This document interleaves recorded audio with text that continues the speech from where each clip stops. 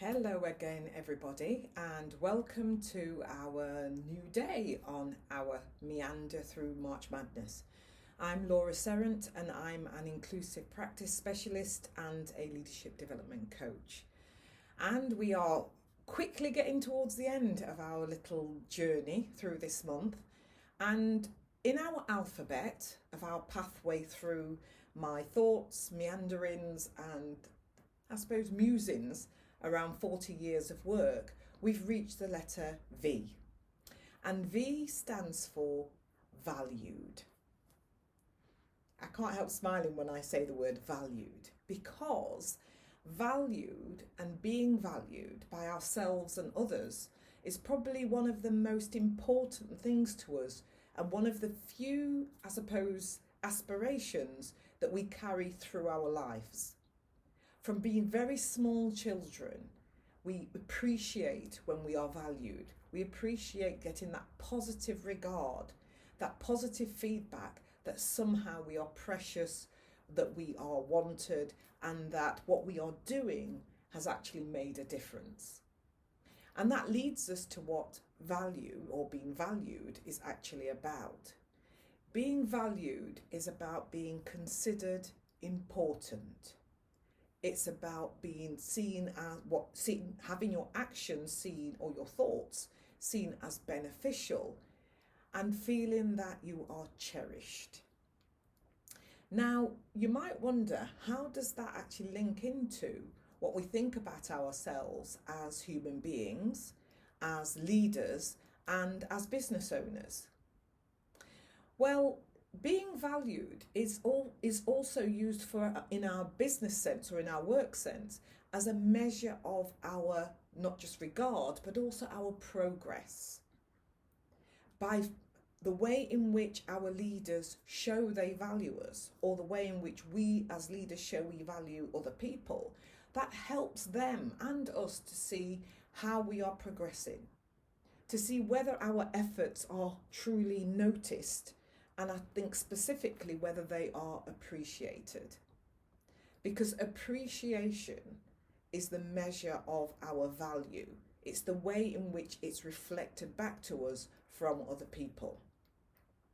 In 2017, Forbes magazine did a really good article about how leaders demonstrate they value their workers or their team members. And even though that was written in a business sense, I think it also is a really good measure about how we know we are valued by the people we have relationships with us.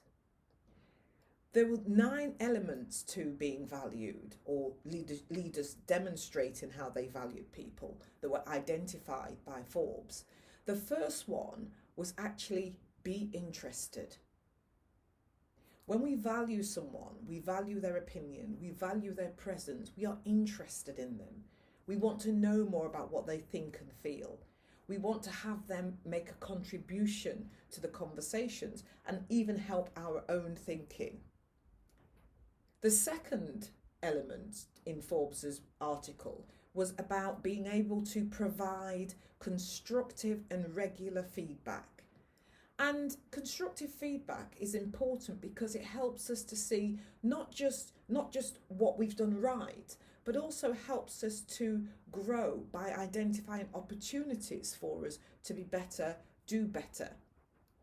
As Maya Angelou says, when you know something, you do your best, and when you know more, you do better. The third thing in Forbes's list of things that leaders do to actually help people to show that they are valued is that they invest in them. When we are valued and when we value something or someone, we invest in them. And that means intentionally putting resource into that person or into that event or into that thought or idea. And the investment of resource may be money, it may be time, or it may be just our human effort.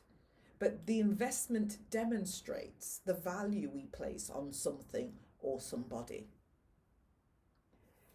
A really interesting point in Forbes's article is actually that if we value people, we also prepare to lose them. Now that's a bit strange, because you'd think by valuing them, you'd want to keep hold of them.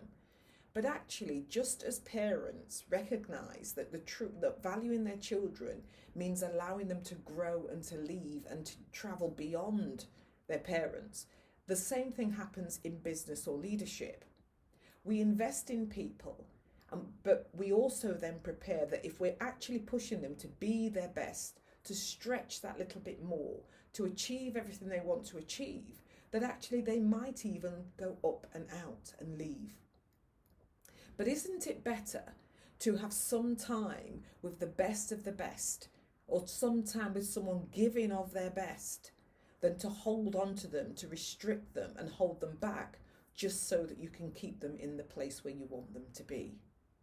Because when they go up and out from us, they hopefully will remember that we supported their movement along the way. And certainly for me, I have developed and grown and been successful in my work because of the efforts of people who have invested in me, but also were not afraid to lose me at the same time. Forbes also talks about the fact that when we value somebody, we set measurable goals and expectations on them. We don't overstretch or overplay or try to trick them or trip them up. But we ease and support them into be more than they are now, because we see where they're capable to go and what they're able to do.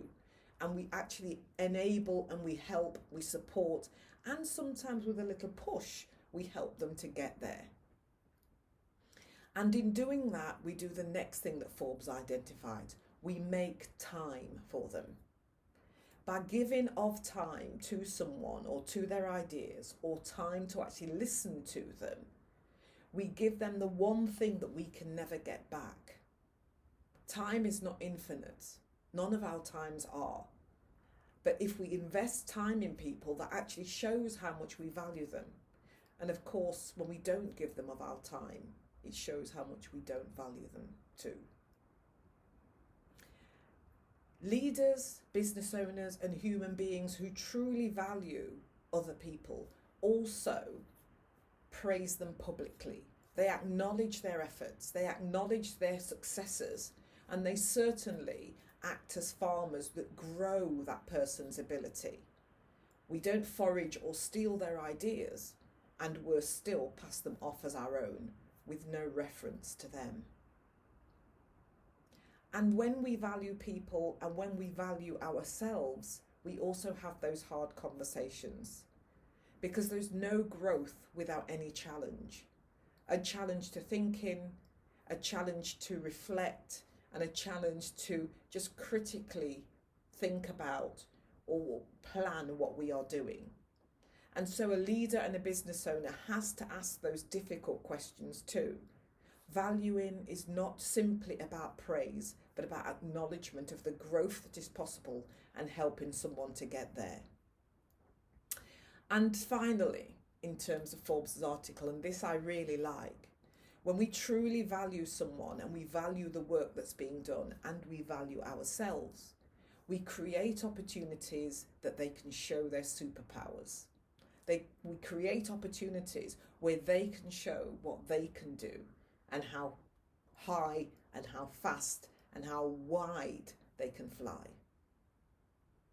So what do you value about yourself, and how do you demonstrate your value of other people? How do you demonstrate the value in the relationships you have, whether they are at home or at work? Einstein said, "Strive not to be a success, but to be of value." And in contrast, Oscar Wilde says, "What a cynic is the person who knows the price of everything and the value of nothing." And I, Laura Serrant, say, recognise value when it's in front of you. Recognise the value in yourself and in other people, because nurturing that value is how we all are truly able to fly. I'll see you tomorrow for the letter W.